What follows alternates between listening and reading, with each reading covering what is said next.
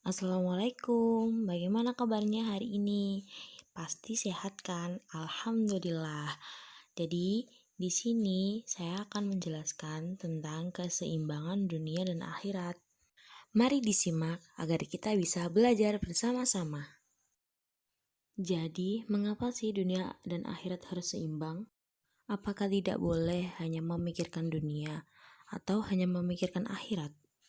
Perlu kita ketahui, orang-orang yang menyikapi kehidupan dunia untuk kehidupan di akhirat, maka sesungguhnya ia mendapatkan kebahagiaan di dunia dan akhirat. Mendapatkan kebahagiaan di dunia dan di akhirat adalah satu bentuk tugas kita sebagai seorang muslim loh. Karena Islam mengajarkan bahwa hidup harus seimbang antara dunia dan akhirat.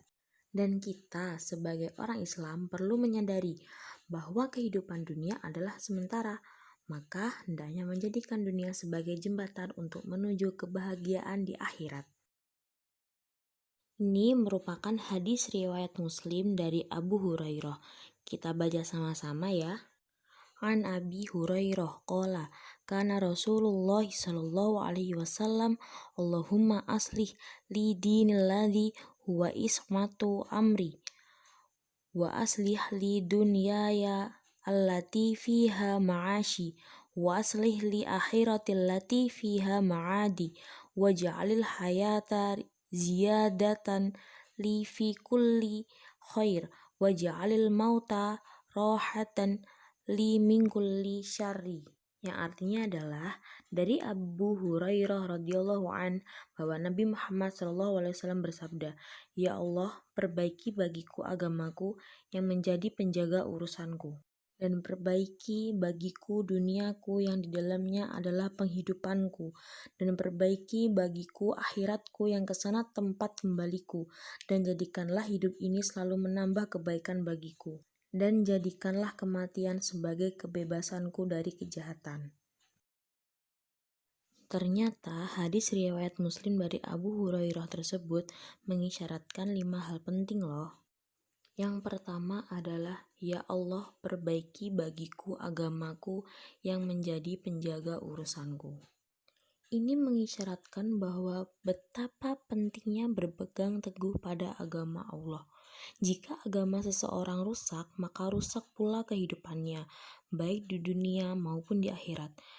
Begitu pula jika agamanya baik, maka baik pula kehidupannya di dunia maupun di akhirat. Lalu yang kedua adalah, ya Allah, perbaiki bagiku duniaku yang di dalamnya adalah penghidupanku. Maksudnya apa sih? Maksudnya adalah bahwa kita boleh meminta kepada Allah agar urusan dunia menjadi baik. Contoh, meminta rezeki yang halal, yang cukup, dan yang bermanfaat. Meminta keluarga yang sakinah, mawaddah, warohmah. Meminta kebutuhan dunia baik sandang, papan, dan pangan, serta pekerjaan untuk dekat dengan Allah. Lalu yang ketiga, yaitu, ya Allah, perbaiki bagiku akhiratku yang kesana tempat kembaliku.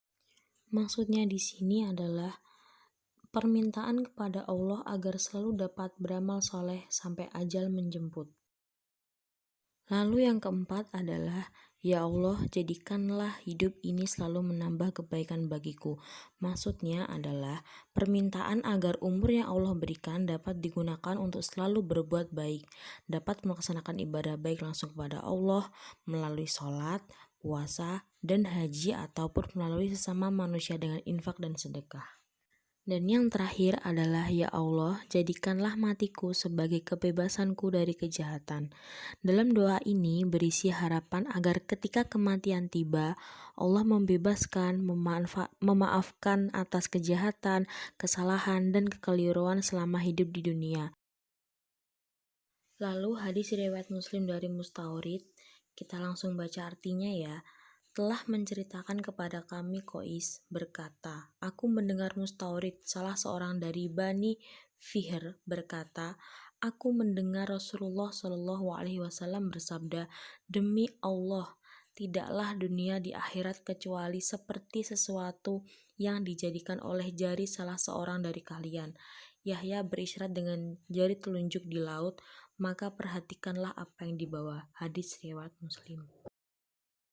Dari penjelasan hadis sebelumnya, yaitu dalam hadis riwayat Muslim dari Mustawrid memberikan peringatan kepada kita bahwa dunia ini bagai air di ujung jari yang dicelupkan ke lautan. Lalu apa maksudnya? Maksudnya dunia ini tuh sangat sedikit, sangat kecil dan sementara. Tetapi dunia juga adalah jembatan penyeberangan menuju akhirat untuk menuju surga. Dan surga hanya diperuntukkan bagi orang-orang yang senantiasa beramal soleh. Jadi hendaknya kita sebagai manusia berhati-hati dengan dunia karena ia tampak menyenangkan dan menggiurkan. Karena sedemikian menggiurkannya dunia, tetapi yang paling mulia adalah kembali kepada Allah dengan amal yang soleh. Sekian untuk video kali ini. Terima kasih sudah menyempatkan untuk melihat video saya. Sampai jumpa lagi. Wassalamualaikum warahmatullahi wabarakatuh.